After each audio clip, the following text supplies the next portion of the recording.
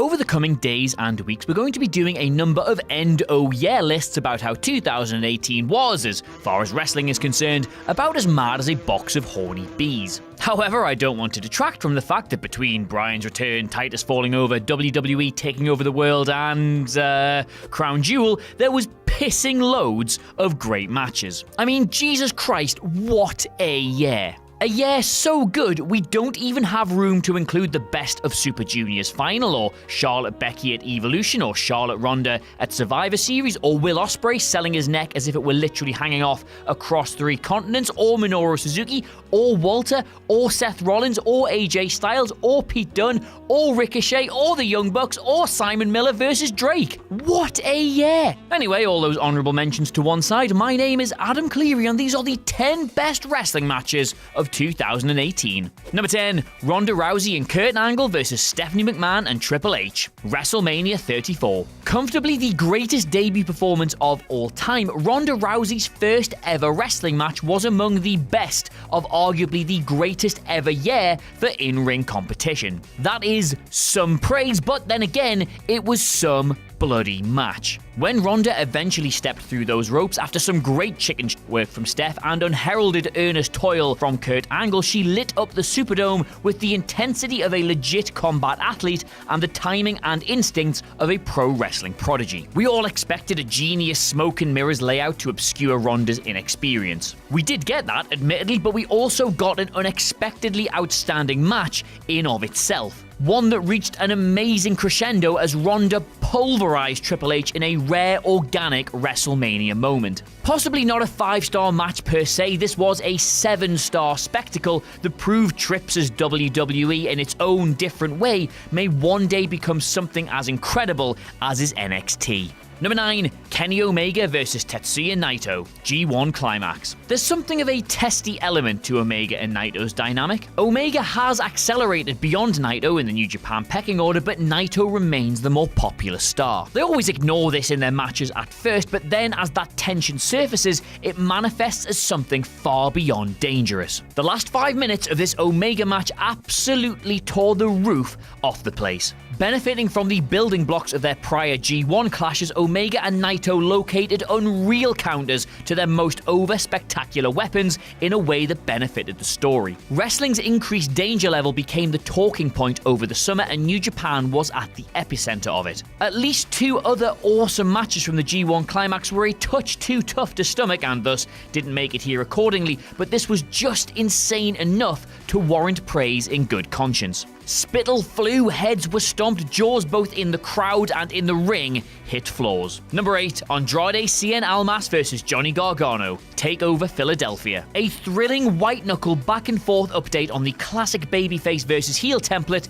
this match was the best WWE offering in years. Getting over in clean defeat as a pure heartfelt babyface is a rarer thing than you might think. And it wasn't as if some uber heel stood in the opposite corner either. The flashy and far cooler Almas courted the affection of the crowd with his own brand of propulsive energy and twisting, exciting sequences. You simply cannot boo a man capable of leapfrogging from the outside to the canvas before delivering a moonsault both seamless and spectacular. Yet Gargano still emerged as an actual hero by wrestling as much with piss and vinegar as he did with sympathy. When he rocked Almas with a leaping DDT to the apron, he also proved himself a match for his opponent's viciousness. In the end, not just an incredibly rare babyface performance for the times, but a babyface performance for the ages. Number 7, Johnny Gargano versus Tommaso Ciampa, TakeOver New Orleans. Ciampa walked down that ramp with zero entrance music because he needed only the crowd's hatred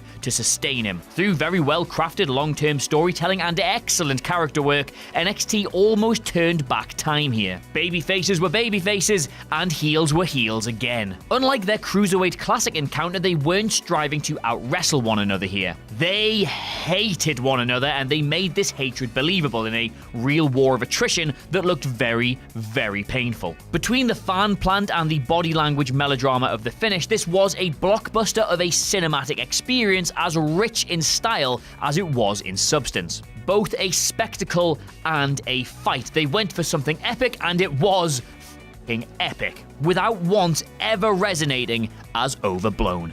Number 6, Kenny Omega vs Chris Jericho, Wrestle Kingdom 12. In the printed version of this list, penned by the great man TM Michael Sidgwick, this entry was actually Omega vs Ishii from the G1 Climax. Now, by rights, that is probably a better match in terms of technique and storytelling and all those other important ingredients, but honestly, sometimes you just have to forget that. Sometimes you have to ask yourself, what did you enjoy the most, not what did you admire? There have been perilously few matches this year, or indeed ever, that people have enjoyed as much as Kenny Omega versus Chris Jericho. The shock of the announcement, the excitement of the build, and then the sheer joy of just how much bloody fun it was. We all largely just hoped that Jericho, such a treasured figure from our wrestling past, wouldn't embarrass himself against the legit best in the world, but we got so much more than that. Jericho, a man who had exclusively worked WWE style for over 19 years prior to this, looked every inch Omega's equal, both in terms of ability and personality. Number 5, Zack Sabre Jr. vs. A-Kid, Total Rumble 8. In a year in which main event melodrama became vogue once again, partly through NXT's production influence and also the soapy storytelling driving the Bullet Club implosion, Zack Sabre Jr. and A-Kid instead wrestled a minimalist masterclass of pro wrestling storytelling. We are talking some of the most realistic and unrelentingly dramatic submission sequences you have ever seen. Locked in the heated moment, this didn't feel like a wrestling match at all, but rather an unvarnished fight. But yet there was still a story here, which, like the best stories, wasn't just told, it was shown. These guys absolutely hated each other.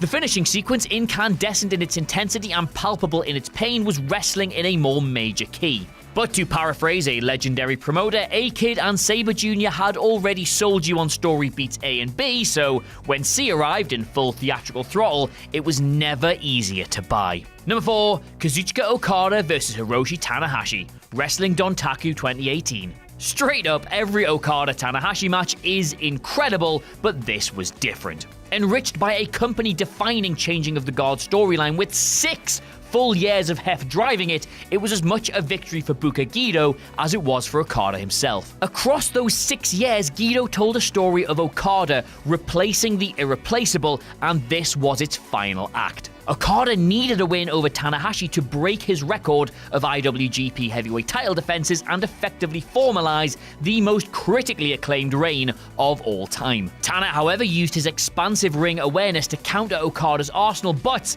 in the end it was all bittersweet as he resorted to plain old slaps. By the end of both this match and the 6-year narrative, Okada was the cocky young punk no longer, he was the ace. Number 3, Brock Lesnar vs Daniel Bryan, Survivor Series. Yep, there it is. Just when you are sick to the back arse of Brock Lesnar, he pulls out the 3rd best match of the year, and you understand why WWE pay the guy Simon Miller money to carry their titles. We all knew what to expect from a Brock Lesnar match post-2014. 1, a barrage of German suplexes. 2, a total lack of enthusiasm from both him and the crowd. And 4, profit. We get it, WWE, he throws people around and he doesn't want to be here. We are so sick of you telling us. Thus, this match was genius. We were made to feel the lowest of lows before the highest of highs. Bryan strategized his from the death comeback so perfectly that the subversion of this preposterous weight division discrepancy, a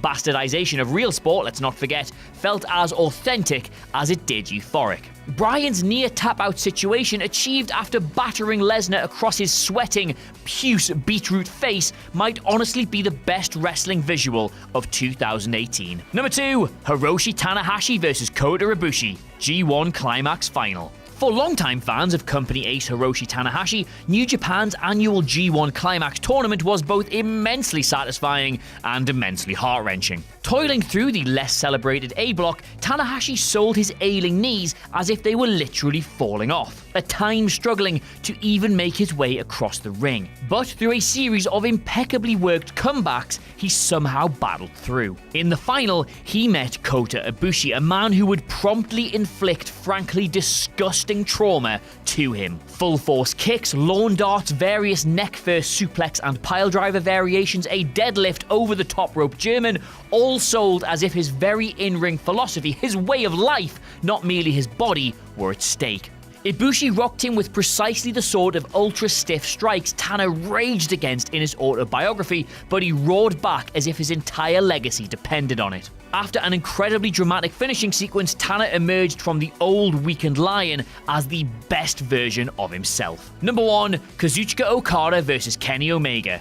Dominion. Rare Earth hypothesis sets out that the conditions for life on Earth required such an improbable convergence of astrological and geological events that life cannot exist elsewhere, even in an unknowable and infinite universe. What? The Rare Earth hypothesis. Yeah, it's that good. For a wrestling match.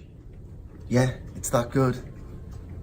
I do think in an infinite universe, even with infinite possibilities, you're going to get anything better than that.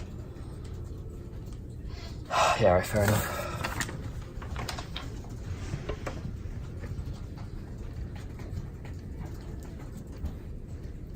Yeah, okay, you might think that sort of reaction is a little bit on the pretentious side and a lot of a bit on the hysterical side, and, well, you'd be right, but this match was really, really good. Okada entered the match as the single most dominant force in New Japan history. Omega entered as his fiercest ever challenge and renewed through a humanizing babyface turn. Both were the standard bearers of this futuristic athleticism and, more than that, equipped with the psychological genius to sell and convey the toil of this new level of stamina. The two best pro wrestlers on the planet simultaneously entered their best ever performances in the same match. Omega subverted his power absorption strategy into an arc of redemption. Okada devised impossibly athletic counters to absolutely everything that put over his omniscience. Combined, this gave us, in short, the best pro wrestling match ever in this universe or another.